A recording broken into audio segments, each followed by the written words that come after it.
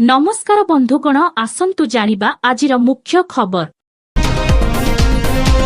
संध्या 5:30 जाए रचिब तांडव। आजि दिन तमाम घांटिब दाना। बात्या रूपरे संध्या 5:30 जाए रचिब तांडव। प्रबल वर्षा नहीं उपकूल ओ आभ्यंतरीण ओडिशार 9 जिल्लाकु रेड और 6 जिल्लाकु ऑरेंज वांडी, 12 जिल्लाकु पवन भय। परवर्ती खबर। दाना उजाड़ी देला गाँ और घर। 3 जिल्लारे व्यापक क्षयक्षति। अधरातिर सेही प्रलयर प्रभावरे 3 जिल्लारे व्यापक क्षयक्षति होईछि। दानार प्रभावरे केन्द्रापड़ा, भद्रक, बालेश्वर जिल्लार अधिकांश स्थानरे अधिक क्षयक्षति होइथिबा देखिबाकु मिलिछि। विभिन्न स्थानरे बड़ बड़ गछ उपुड़ी पड़िछि। परवर्ती खबर। सुवर्णरेखारे भासीगले छात्र। नदीकु गाधोइबाकु जाई निखोज। सुवर्णरेखा नदीरे गाधोइबाकु जाई भासीगले 10म श्रेणी छात्र। जलेश्वर ब्लॉक गड़साही बालियापाड़ पंचायतर मनोरंजन दासंक 15 वर्षर पुओ साहिल दास ओ तांको 2 जण सांग बाधेइबाकु सुवर्णरेखा नदीकु जाइथिले। परवर्ती खबर।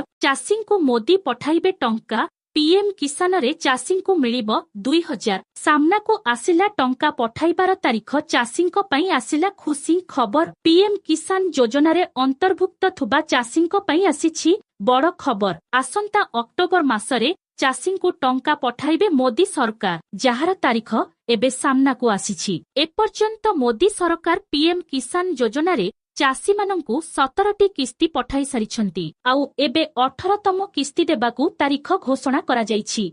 परवर्ती खबर। अपराह्न सुद्धा सरिब रास्ता सफा काम। संध्या सुद्धा स्वाभाविक हेब विद्युत सेवा समीक्षा बैठकरे मुख्यमंत्रीଙ୍କ सूचना। बात्याकु नेई मुख्यमंत्रीଙ୍କ समीक्षा परे सूचना। प्रशासन तत्परता जोगु सफल होईछि मुकाबिला। अपराह्न सुद्धा सरिब रास्ता अवरोध हटिबा काम। संध्या सुद्धा हेब विद्युत सेवा स्वाभाविक।